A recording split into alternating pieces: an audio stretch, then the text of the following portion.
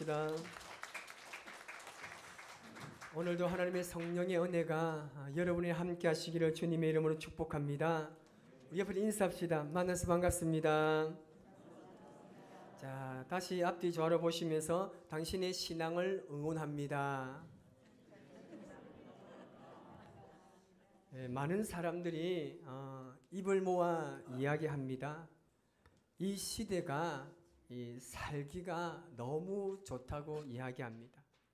정말 오늘 이 시대가 참 살기 너무 편하고 좋은 것 같습니다. 그 옛날 상상으로만 가능했던 것들이 지금 현실에 그대로 이루어졌고, 그것을 우리의 일상생활 속에서 누리고 있다는 사실에 대해서 놀랄지 않을 수가 없습니다. 이제는 여러분 시장 가서 이 콩나물과 배근 깎기 위해서 머리 쥐뜯고 쌀 필요 없어요. 이제는 집에서도 충분히 장을 볼 수가 있는 시대가 되었습니다. 옷 사기 위해서 막 이리 뛰어다니고 저리 뛰어다니고 죽도 장악하고 막 그렇게 안 해도 돼요. 이제는 온라인 쇼핑몰이 너무나 잘 돼 있기 때문에 집에서도 충분히 다 구매할 수 있기 때문입니다. 무엇보다도 우리가 타고 다니는 이 자동차는 언제든지 어디든지 쉽게 찾아갈 수가 있는 이 내비게이션이라는 게 있습니다. 요즘에는 오토바이에도 있고 자전거에도 다 장착을 하고 다닙니다. 지금 생각해 보면 우리가 그 옛날 이 자동차에 내비게이션이 없을 때 운전했던 분들을 보면 정말 대단합니다. 아주 위대합니다. 왜냐하면 그냥 도로 저 위에 있는 이정표만 보고 찾아갔습니다. 그래서 그것도 찾지 못하면 그냥 내려가지고 사람들에게 물어서 길을 찾아갔다라는 거죠. 정말 대단했습니다. 요즘에는 이 내비게이션이 있기 때문에 아무리 어려운 길도 쉽게 찾아갈 수 있게가 되었습니다. 1861년도에 김정호가 이 대동여지도를 제작했는데 지도가 없었던 그 시절에는 어떻게 했을까요? 지역에 오래 사신 분이나 그 동네에 정말 길을 잘 아시는 분들이 길 안내를 도맡았을 겁니다. 쟤를 넘어가면 어디가 나오고, 어떤 길로 가면 위험한 길이 나오고, 어떤 길을 가면 좀 빠르게 갈 수 있는 길을 다 알려주었을 겁니다. 하나님께서 이 노예의 삶을 살고 있던 이스라엘 백성들의 탄식과 절망, 그들의 간절한 기도를 들으시고 이제 하나님께서 애굽 땅에서 나와서 젖과 꿀이 흐르는 가나안 땅으로 이주를 시키십니다. 그런데 그들이 출애굽할 당시에는 정말 탈출하기 위해서 정신없이 나왔습니다. 출애굽하기가 정말 바빴습니다. 한마디로 오합지졸이었고 정신없이 그들이 홍해를 건넜습니다. 목이 마르면 원망하고 배가 고프면 불평하다가 하나님께서 그들을 시내산 아래까지 인도하셨습니다. 애굽에서 나온 지 1년 1개월이 지났습니다. 하나님께서 이스라엘 백성들에게 십계명을 주시고 가나안 땅에 들어가서 살 길을 아주 조목조목 자세하게 이야기를 해 주셨습니다. 그 말씀이 바로 레위기 말씀입니다. 그리고 하나님께서 너희와 함께 하시겠다는 증거로 만들게 하신 것이 바로 성막입니다. 그래서 하나님께서 이스라엘 백성들에게 시내산 아래에서 주신 세 가지가 있습니다. 그것이 뭐냐면 바로 이 십계명과 레위기와 그리고 성막입니다. 오늘 본문의 내용은 이 가나안 땅으로 들어가기 위해서 모든 준비를 어떻게 했는지 마무리하는 내용을 담고 있습니다. 민수기 1장에서 9장까지는 아직 그들이 시내산 아래에 있습니다. 아직 그들은 출발하지 않았습니다. 거기서 앞으로 이 광야의 길을 걸어가기 위해서 모든 준비하는 내용을 1장에서 9장까지 담고 있습니다. 그리고 이스라엘 백성들이 민수기 10장부터는 본격적으로 이동해서 한 번도 가보지 않은 광야길을 걸어가야 하는 것입니다. 여러분, 사실 말이 광야길이지 광야의 길이 어디 있겠습니까? 광야는 길이 없습니다. 광야는 도로도 없습니다. 그냥 걸어가면 그것이 길이고 그것이 도로가 되는 것입니다. 이런 상황에서 이스라엘 백성들은 누구를 따라가야겠습니까? 지도도 없습니다. 내비게이션도 없죠. 안내하는 그 무엇도 없습니다. 그래서 하나님께서 이스라엘 백성들에게 그들이 어떻게 움직이고 어떻게 이동해야 되는지를 말씀하고 있습니다. 오늘 본문 15절에서 17절 말씀까지 우리 같이 한번 읽어보겠습니다. 성막을 세운 날에 구름이 성막 곧 증거의 성막을 덮었고 저녁이 되면 성막 위에 불 모양 같은 것이 나타나서 아침까지 이르렀으되 항상 그러하여 낮에는 구름이 그것을 덮었고 밤이면 불 모양이 있었는데 구름이 성막에서 떠오르는 때에는 이스라엘 자손이 곧 행진하였고 구름이 머무는 곳에 이스라엘 자손이 진을 쳤으니 아멘. 성막을 세운 날에라고 말합니다. 성막의 의미가 뭐라고 했습니까? 하나님께서 너희와 함께 하시겠다는 겁니다. 하나님의 임재의 상징이 바로 이 성막입니다. 그리고 그 성막에 구름이 덮였습니다. 저녁에는 불이 성막 위에 나타나서 아침까지 이스라엘 백성들을 보호해 주었습니다. 낮에는 구름이 떠오르면 이스라엘 백성들이 행진하게 됩니다. 하나님께서 인도하시겠다고 말씀하신 그 표시가 바로 구름이었습니다. 이제 이스라엘 백성들은 구름을 쫓아서 길 없는 광야에서 길을 내시는 하나님의 인도하심을 따라 가면 됩니다. 그런데 하나님께서 인도하시는 대로 가면 되는데 문제가 있는 거예요. 뭐냐면 하나님께서 인도하시다가 이틀이면 이틀, 한 달이든지 아니면 1년이든 그냥 머무르고 싶을 때는 구름을 그냥 그 자리에 하나님께서 두셨다는 겁니다. 오늘 본문 22절 말씀을 우리 같이 한번 읽어보겠습니다.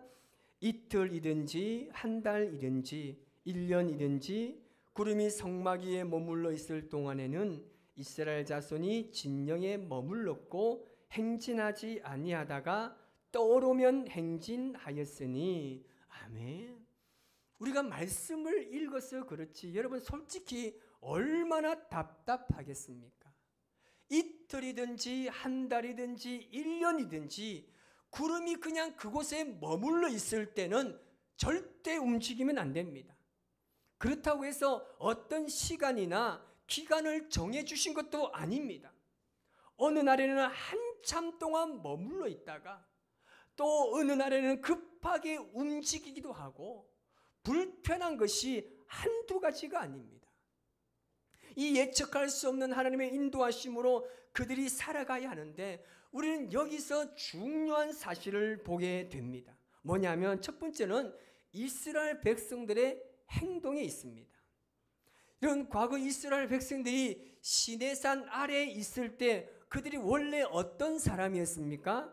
출애굽기 32장 1절에는 그들을 대해서 이렇게 말합니다. 시작.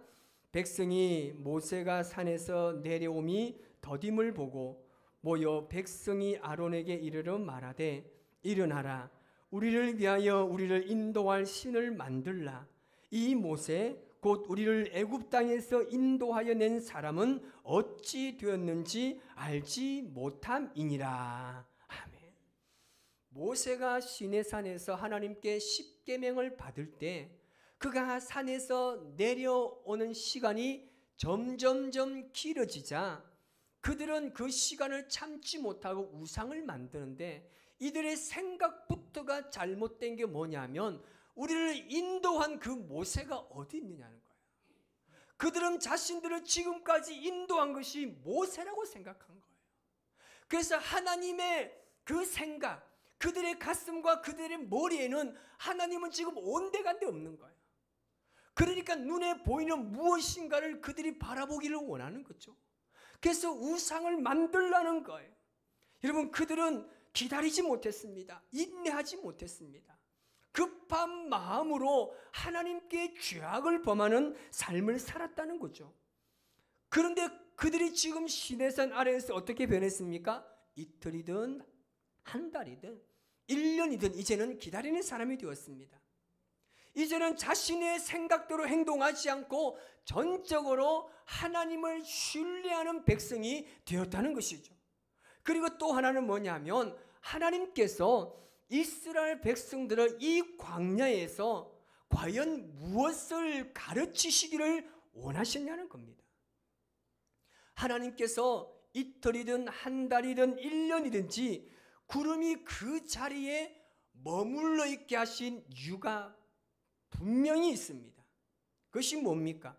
그것은 바로 이스라엘 백성들이 하나님과 함께 살아가는 방법, 하나님의 말씀을 따라 살아가는 방법을 하나님께서 그들에게 가르치시기를 원하셨다는 겁니다. 사실 이스라엘 백성 중에는 이 광야라는 것, 이것을 정말 빨리 지나가고 싶은 사람이 있었을 겁니다. 그런 사람들을 보면 하루 이틀은 충분히 기다릴 수가 있습니다. 그런데 한 달이 지나고 1년이 지나는 이 시간 동안은 기다리지 못합니다. 빨리 광야를 벗어나고 싶어 합니다.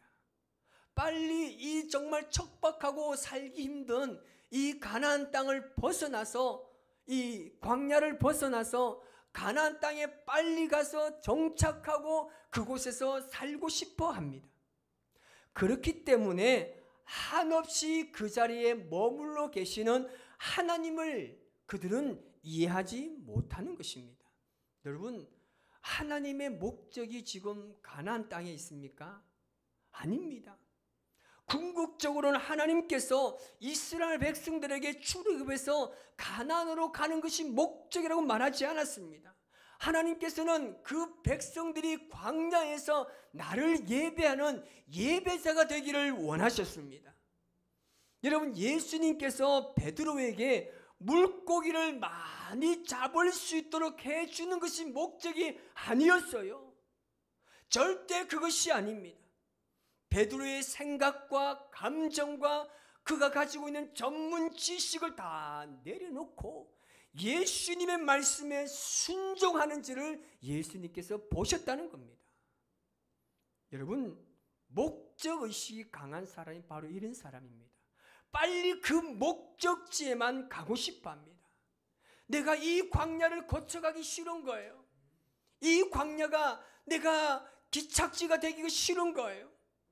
그래서 이 광야라는 곳을 견디기가 쉽지 않습니다. 그래서 할 수만 있다면 빨리 이 광야를 벗어나고 지나가고 싶어 합니다. 우리가 작년 8월에 이 권장 도서로 테리 루퍼의 이 하나님의 속도라는 우리가 책을 보았습니다. 이 책을 보면 하나님의 속도를 따르기 위해서 가장 중요한 방법 중에 하나가 기다림이다 라고 이야기했습니다. 여러분, 느림이 죄악입니까? 무조건 빨리 가야 합니까? 그것은 아니라는 것이죠. 하나님의 속도에 우리의 삶의 타이밍을 맞추어야 하는 것입니다.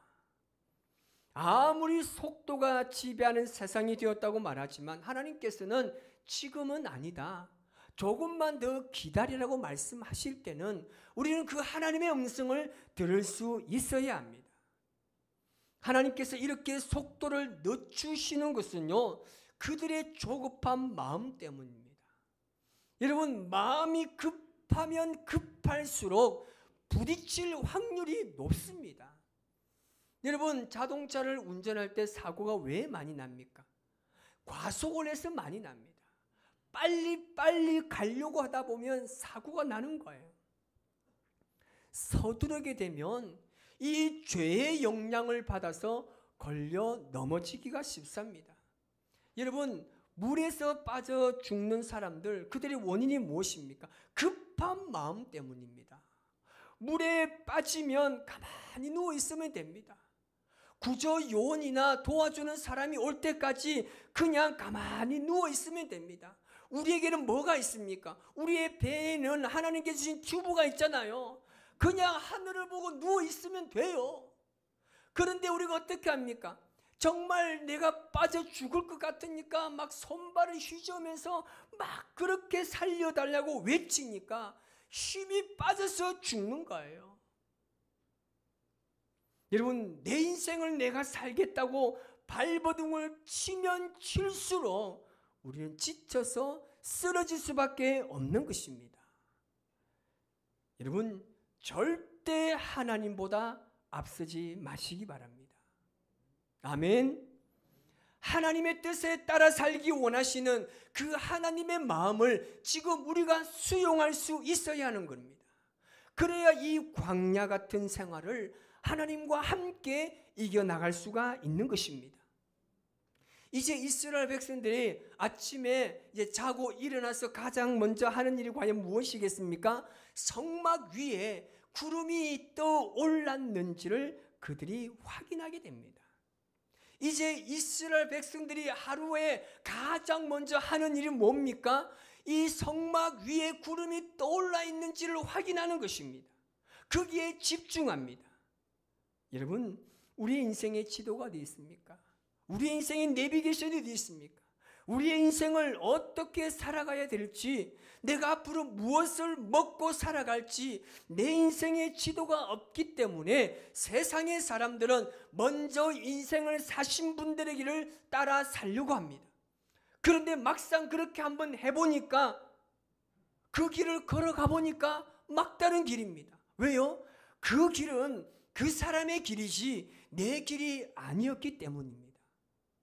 오늘 하나님께서 알려주시는 구름은요, 하나님의 말씀의 인도하심입니다. 하나님께서 우리에게 이 길로 따라오라고 말씀합니다. 오늘도 내일도 이 길을 따라오라고 말씀하십니다. 그렇게 우리가 말씀을 따라서 1년, 5년, 10년 같이 매일같이 말씀을 따라 살다 보면 시간이 지나고 나서 그 길이 정말 바른 길임을 깨닫게 되는 것입니다. 그때는 빨리 가야 하는데 멈추라고 해서 짜증이 났습니다. 그때는 정말 쉬고 싶었는데 빨리 일어나서 달리라고 해서 쉬지도 못하고 달렸는데 시간이 지나고 나니까 정말 그때 그 길이 참된 길이고 올바른 길이었음을 우리가 고백하게 되는 것입니다. 여러분, 우리가 하나님의 말씀을 따라 사는 것은요, 그렇게 복잡하지 않아요. 너무 두렵게나 아니면 그렇게 복잡하게 생각하지 않아도 됩니다. 어떻게 보면 하나님의 말씀은요, 아주 심플합니다. 사랑해라, 겸손해라, 섬겨라, 희생해라, 아멘해라. 아주 하나님 말씀은 심플해요. 그런데 우리가 왜 그렇게 사는 것을 어려워합니까? 내 생각 때문입니다. 내가 가지고 있는 전문 지식이 있기 때문에 그에 따라 우리의 마음이 교만해지기 때문에 그렇게 살지 못합니다. 나도 내 길을 충분히 만들어갈 수 있다고 생각하면서 돈을 의지하고 자신의 경험을 의지하면서 길을 가는 사람이 있습니다.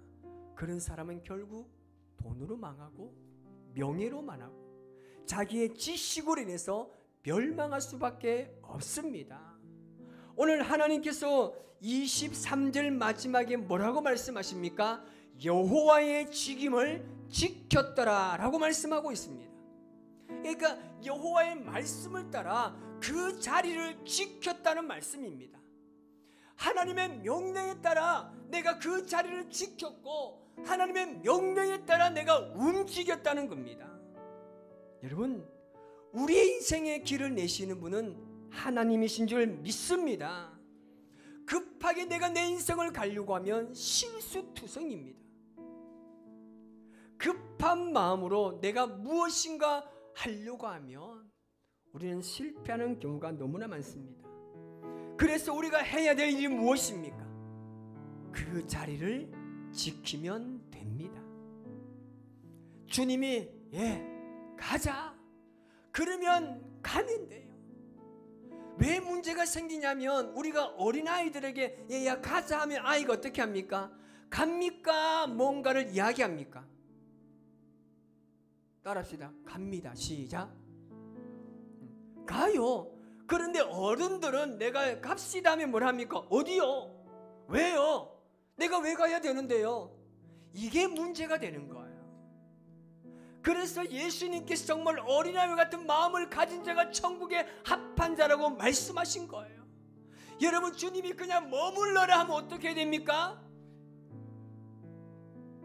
한국말을 이해를 못 하십니까? 하나님께서 머무라고 했을 때 어떻게 하면 된다고요? 머물러야죠. 가라 그러면요 가야지요. 거기에 계속 반응하면서 내가 왜 가야 돼요? 못 가요? 하면 어떻게 됩니까? 심판을 받을 수 있다는 거예요. 여러분, 우리 인생의 길을 내시는 분은 하나님 분이십니다. 절대 내가 내 길을 만들려고 조급한 마음으로 서둘지 마세요. 내 인생에 그 하나님의 구름이 임재했을 때는 그냥 그 자리를 지키면 됩니다. 아무 문제 없습니다. 오늘 우리가 함께 주님 앞에 찬양하며 고백하며 나아가실 때에 정말 우리의 길을 만드시는 그 하나님, 정말 우리에게 보여주셨던 그 하나님의 길을 주님의 이름으로 걸어가시기 바랍니다. 반드시 나를 단련시키시고 정금같이 나오게 하시는 그 하나님의 은혜가 있을 줄 믿습니다. 우리 고백하며 나아갑시다. 주가 보이신